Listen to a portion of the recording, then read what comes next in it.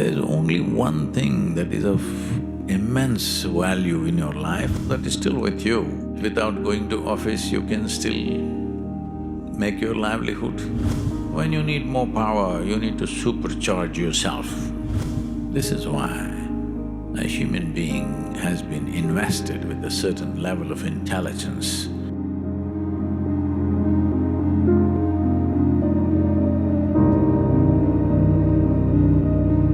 This question is from Divya in Chennai. Namaskaram, Sadhguru. I lost my job this week and I'm finding it very difficult to come to terms with it. I worked with total involvement and was doing very well. Losing all that I worked really hard for over the last 12 years is already immensely painful. I understand the situation, but how do I accept the quantum of loss, taking not only my past, but also mine and my family's future away? Namaskaram, Divya. You must listen to me carefully because in your present condition, when you're a little distraught, you could easily misunderstand or misinterpret what I say. There are choices in life, but sometimes the choices are like this. Shankaran Pillai's wife was delivering their third child. He had two daughters. He was hell-bent that the third one must be a boy.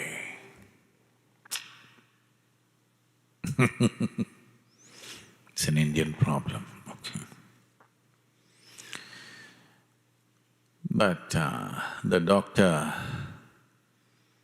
came out and said, it's a girl. Shankaran Pillai was distraught. The doctor tried to console him. It's all right, it's a girl, but she could be a tomboy.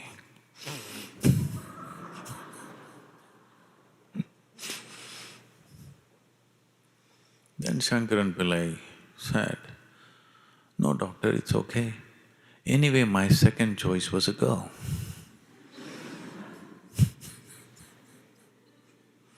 Sometimes in life, choices are like this. So, 12 years of hard work, I'm not saying this to belittle whatever problems that you may face, but hard work. 12 years hard labor, you've been released. Some celebration must happen for that.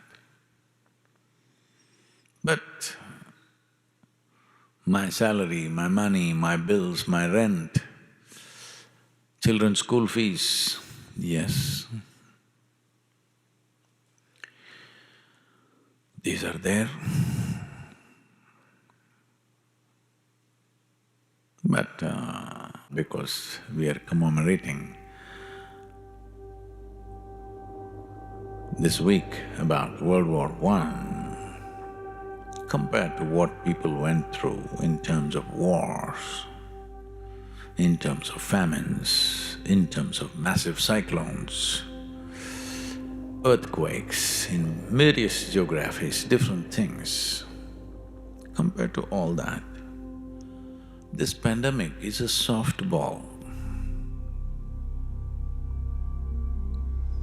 Because the result or the impact of this upon your life will largely depend on your response. In those situations, people had no choice, it just happened to them. Somebody decided there needs to be a war. Everybody else are just plain victims, they have no choice, they just have to die. Well, the whole world, including you and me, have economic problems right now. But our economic problems are such, whether it's pandemic or stock market collapse or recession, it inevitably has to happen because we are in an economic mode where it's always about more, more and more. Somewhere, some alignment will happen. This may sound like a very cruel thing to say when you've just lost your job. But I want you to understand, my father was saying this. He's a qualified physician. He started his career in a tuberculosis sanatorium in Mysore.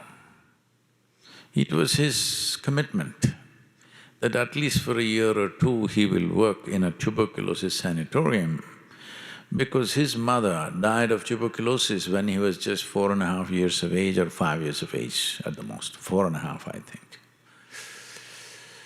So he was committed, when I become a doctor, I will serve in a sanatorium. And this sanatorium somehow it got organized that later on when he built a home for his family, it happened to be very close, within a couple of kilometers even today. So, he joined for a salary of 50 rupees. 50 rupees, I'm telling you, 50 rupees. That is less than $1 in today's world. A qualified physician. Oh, academically very up there. Then by the time he retired as a senior medical officer, a chief medical officer or something like that, in the Indian Railways, he was getting 14,500 rupees. This week also is 1 year after he passed away on 8th of November. As a terrible son that I am, I was not there. I had told him I won't be there because I had to. I had commitments. Well,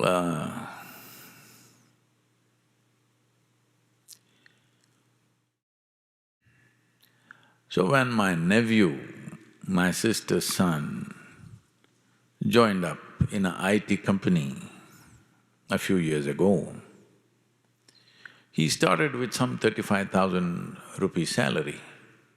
My father just looked at him and said, "You fool, are you good for nothing you are? They're giving you 35,000, I retired with 14,500. So I'm saying, compared to previous generations, how much more we have, how much more. So if we have to cut down our lives by 10–20%, let's not cry too much.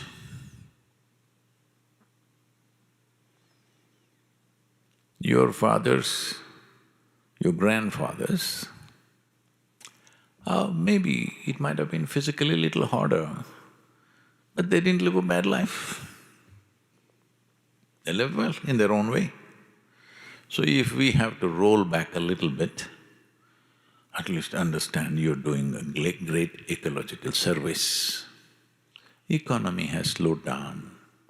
Yes, there is a lot of pain because of adjustment that we have to do with our lives. It's not just for you, Divya, for all of us, for everyone in the world. Nobody is spared. That things have to roll back.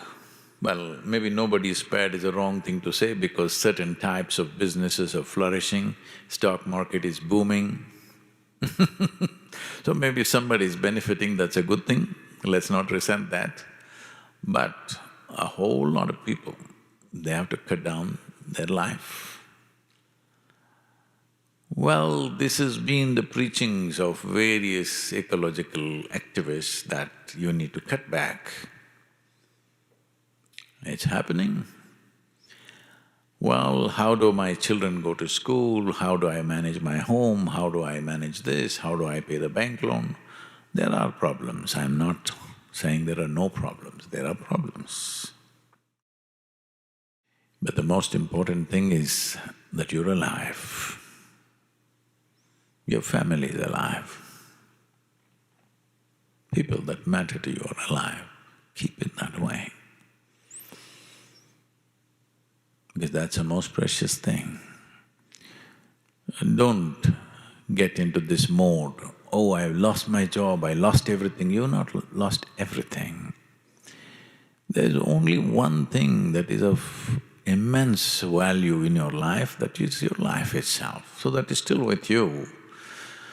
Some accessories will be lost. Maybe you will realize some new talent that without going to office you can still make your livelihood. See, this virus made me a painter. Hello. I'm raising funds for the foundation and its various projects through my paintings, and who ever believed that I would become a painter? I never imagined. I just put my hand to it and it works. So, this is a time to innovate, this is a time to explore, this is a time to enhance who we are. This is a time also to cut down our expenses, limit our excesses, and bring our life to some sense. So, this loss of job, don't make it too distressing. No need to become distraught. There is a second choice, you know. There are various ways that you can do some enterprise. What kind of enterprise? We don't know. It may work, it may not work. Essentially, you are not struggling with life, your mind is struggling with the uncertainty of not having a job.